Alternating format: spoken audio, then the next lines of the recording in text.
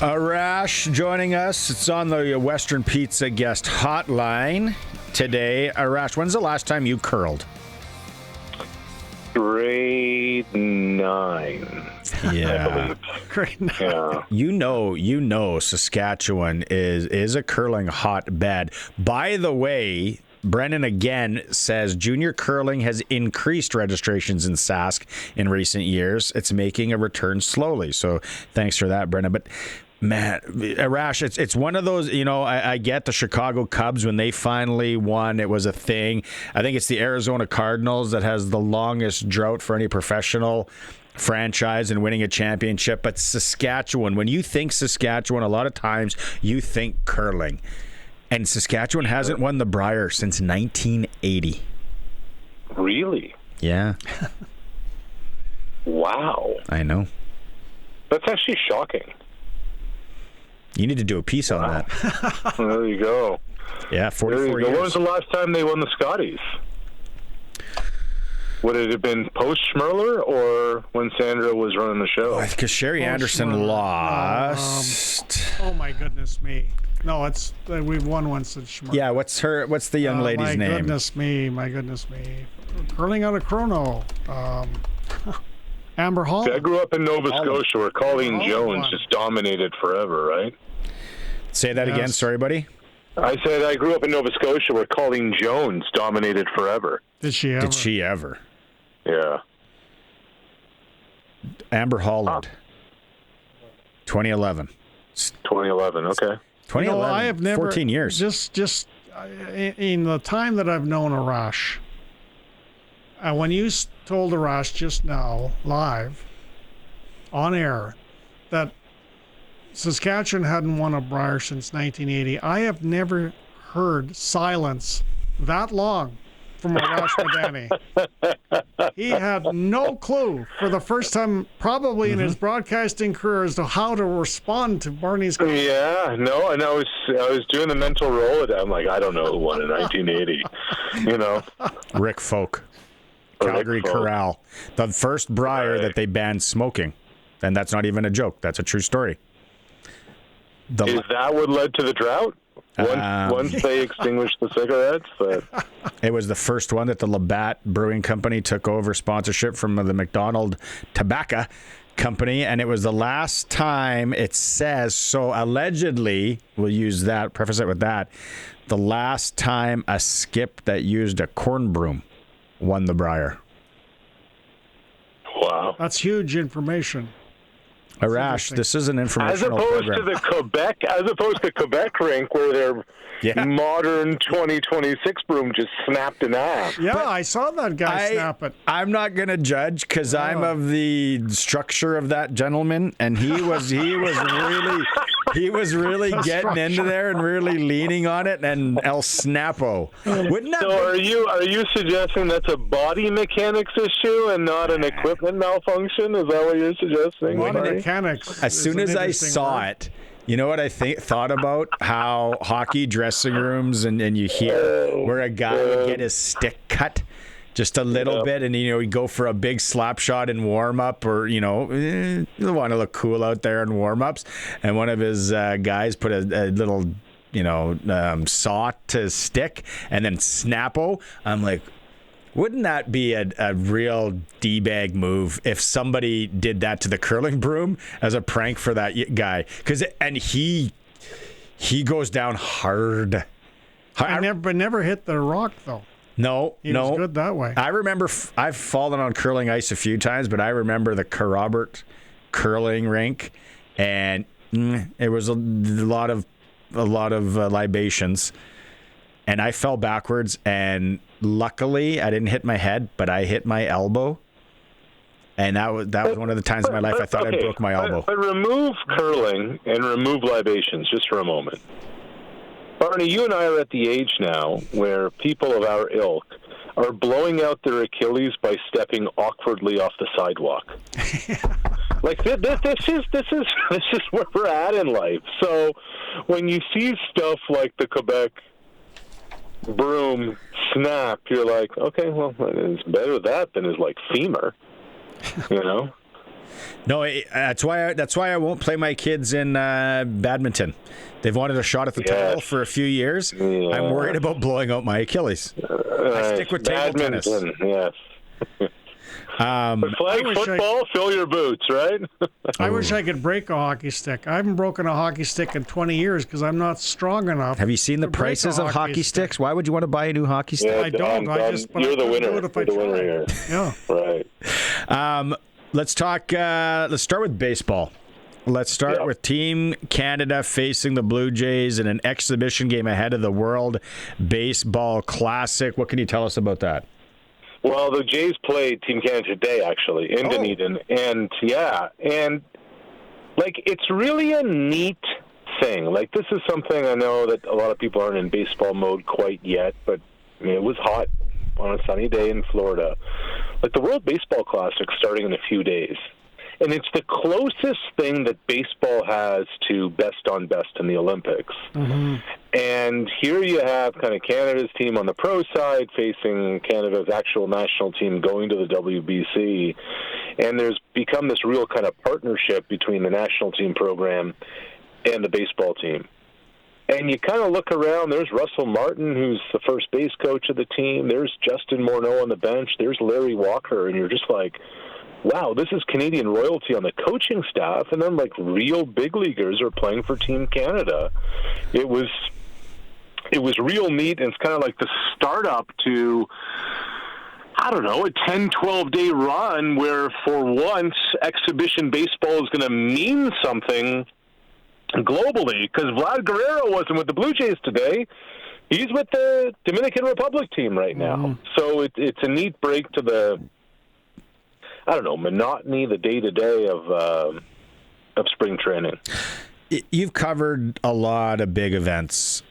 I'm starting to, get a little bit hyped for this, because you can sprinkle on it, and I like some of the odds on things. But where does the World Baseball Classic rank as far as what you've covered and when you've covered it? Well, it's fun. It's competitive. It means a lot to these guys. Like I just said, the closest thing to an Olympic situation for them, and it feels that way when you're there. Like, Barney, you and I have talked about this over the years. You go to a baseball game in late August, and people are having a nap, fans. People are doing a crossword puzzle. People are, in the stands or looking where do I get an ice cream. In October, people are living and dying with every pitch. Well, in March, it's got an October vibe to it. In March, every pitch matters, and you're playing for your country, and it's real. Mm-hmm. It's such a letdown when it's over and they come back to camp, and it's right. It's that kind of thing, and it's something that's happened kind of organically. A lot of guys didn't realize what it was until they showed up and got part of it, and all of a sudden you get wrapped up into everything that it is. So when it comes to, forget even exhibition baseball, it is better than anything in regular season baseball you can imagine. And that's what makes it so cool. The Blue Jays, believe it or not, have played twice in Regina. In 89 and 93 against the National Baseball Institute. And when they were here in 93, they had just won the World Series, and they're playing at the old Taylor Field. And that's where I saw how competitive Pat Gillick was, the legendary Blue Jay general manager. Here he was in Regina. The Hall of Famer, Don. The Hall of Famer, don't forget. And rightfully so. And the Blue Jays weren't playing that great, he didn't think, against the National Baseball Institute. And he was angry. And he was really angry. He had smoke coming out of his ears. And I thought, oh, my goodness, this is the most competitive individual I've ever seen. And this is what's wild is some of those, and this is why I guess he's in the Hall of Fame, and he did it with the Jays and he did it with the Phillies too. I just don't understand how people like Gillick are able to do it. It's one thing to do it in a football season where it's 18 games. Mm-hmm. Every game matters so much. To do it for 162, to be at that level of intensity from March, 25th to Halloween every day. It's something else. No. But I guess that's what separates, like I remember talking to some people who work in the front office. Christmas Eve, getting panic calls from Pat Gillick. Hey, we got to get on a plane and we got to go scout this kid in the Dominican. We're going to be able to get access to him the day after Christmas. We got to go. That's the way he went about it. And that's why he's in the Hall of Fame, I guess. Yeah, that's because, that's what I guess leads to winning. I don't want to glance over this. What was the name? I remember you telling about this game at Old Taylor Field before. It was the National Baseball Institute. It was like the national team. Is it? This isn't still around, is it? Because I love that name. National Baseball Institute. Doesn't it make it sound like they're doing like some closed door scientific testing on humans underground? I was wondering if the National Baseball Institute had anything to do with man stepping foot on the moon. Like, is there a Neil Armstrong connection to this? Is Buzz Aldrin involved as an investor? It's Canada's version of Area 51, and it's in Lethbridge. Right. You can't get near it. Well, a couple of the Blue Jays at that time, and I think it was 93, said to me right to my face, Regina's a dump. Okay. They said that. I thought that was quite rude. I didn't like, what was his name? Stottlemyre. Todd Stottlemyre walked right up and said, your town sucks. It's a dump. I thought, what an arrogant ass. Yeah, he had that mullet. Stottlemyre. He was... you should have said nice dive into third base, Todd. Yeah. Todd. We should get him on the program. See what he... Todd with 2 Ds. Invite. Yeah. Is Canada good? They're okay. Mike Soroka is going to be one of the starters, and Cal Quantrill. Like, we're not going to be there at the end with the USA and Japan and everything else. But there's a bunch of big leaguers on the team. Abraham Toro's on that team. Tyler O'Neill's on that team. There's some decent pitching. We're just not good enough. We're not deep enough. Anyone from the Institute? Pretty old. Okay, let's maybe shelf that for us. That's very good. By the way, well done. I think I know the Seinfeld episode, though, Kramer from the Institute. Right. You're in Toronto. You live in Toronto. You pay taxes in Toronto. Are the Maple Leafs as big as of a debacle as they seem out here in Saskey? Yes. Okay. Yes. And honestly, Barney, I don't know how it got this bad so fast. Remember last year, they're up. They should have been up 3-0 in the playoff series to Florida. They're up 2-0. They were up, or they leading that game 3-2-0 or 3-1 or something like that. And then then Florida came back. I think it was Game 7, and Game 7 turned into a mess. But, you're that close to beating not only the defending Stanley Cup champions, but the team that ended up winning the Stanley Cup. You're saying to yourself, okay, well, you're going to come back, and, it's a disaster. None of it's right. It all feels wrong. It all feels off. And now what are we here? 3 days away from the trade deadline, and you're saying to yourself, how do they move forward now? What do they do now? How does this possibly get better anytime soon? It almost feels like they have to tear the whole thing down. Well, Arash, outside of the coach, is the general manager, Brad Treleving, is he in any trouble, do you think? It's a good question, Don. I don't think any of us really know the answers. There have been some murmurs that Treleving's safe. I would suspect that he gets one more coach. He inherited Sheldon Keefe, made the move to bring in Craig Berube, and I think he'll get a shot at another one. I don't know, but if we rewind the clock a little bit. Let's rewind the clock back 2 weeks, okay?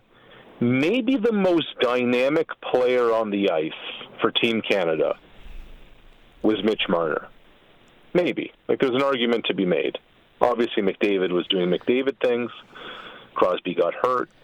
But, in big-time situations, whether it was setting guys up, whether it was the goal against Czechia, it was Marner who was all over the map in a good way. Mm-hmm. Yeah. And then you're saying to yourself, wait a minute. Here's a guy from Toronto, drafted by the Maple Leafs, extended by the Maple Leafs, and he just walked out the door?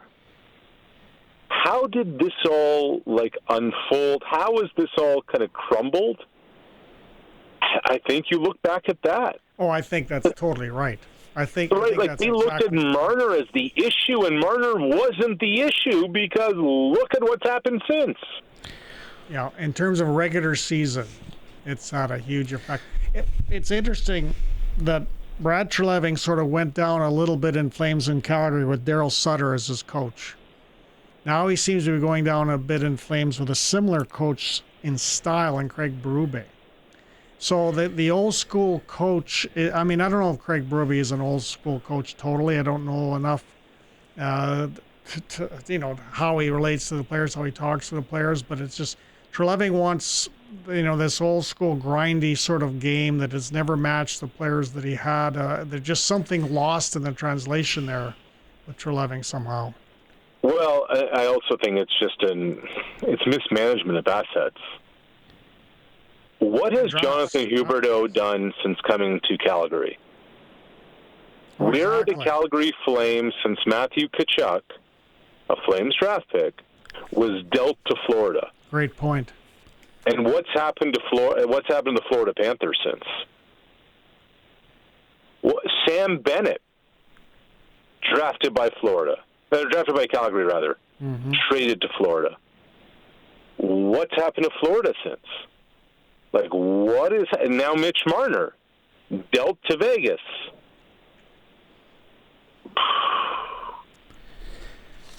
I don't know. I'm kind of buying stock in the Golden Knights right now based on this track record, aren't you? I talked about that last night with some gentlemen at a hockey arena. They were talking about I really have to start watching more Eastern teams because when it comes to the drafts and the NHL, I have no idea what I'm doing there. I am clueless on these. If you told me right now who are the 3 best teams in the East, I don't know if I would really know. Carolina, Tampa Bay, Buffalo. How about those Sabres? Anyway, I don't want to get sidetracked with Vegas. We can do this another night or an after hours gambling segment. So what's Toronto going to do? Who are they moving? Matt, we talked Matthews. I think Oliver Ekman-Larsson's, first of all, is the first out the door, even though reportedly they haven't asked him to waive his no trade clause yet. Okay. Why wouldn't he? Wouldn't he? The bigger question is, why haven't they approached him yet? What's the harm in that? And because they haven't, again, they have 3 more days, Oliver Ekman-Larsson, there's more to just being moved for work reasons. Whatever your family situation may be, whatever your life situation may be, if somebody knows they have a no movement clause in their deal and they own a house, they have their kids in school, blah, blah, blah, blah, blah, blah, this is their job. It's not their everything. So, and Ekman-Larsson's won a cup with Vegas. So I'm not exactly sure what's going on there, and that's the most puzzling thing of all. On the surface, to me, it says anybody with an expiring deal, out. And Barney, you and I talked about this on the show last week. A guy like Matthews, make the move. Start over. Oh, I know. I don't know when you're charging the most expensive tickets of any market in the NHL, where you're trying to get people into suites, where you're trying to do all, and you're in the middle of renewal season for both of these things, season tickets and season suites. Can you do that?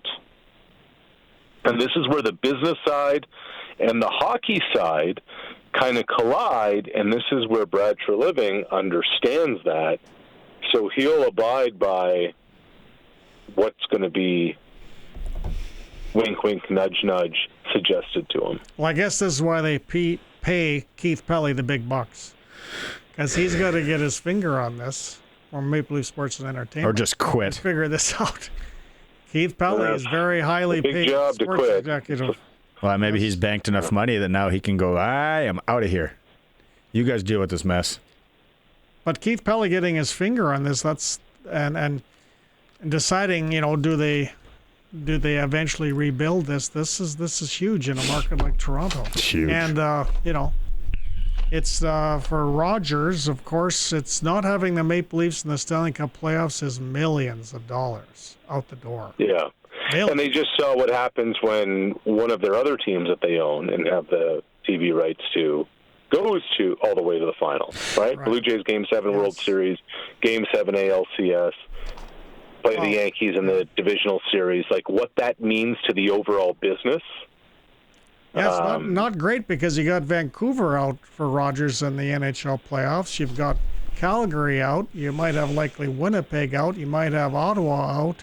It may not be a great a playoff scenario for Canadian NHL teams here. But Don, I'll be honest, like the Oilers move the needle, the Leafs move the needle, and the Canucks kind of move the needle, and that's it. Like if the Ottawa Senators get to the Stanley Cup.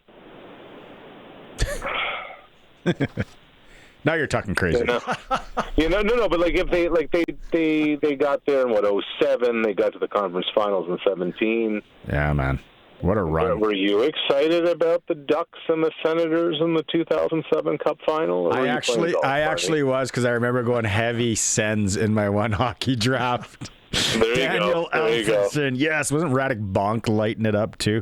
Hey, we are up against the clock. Did I see a billboard correctly that you're in Calgary for the National Men's Basketball Championship weekend U Sport one? Can we talk about that on Thursday?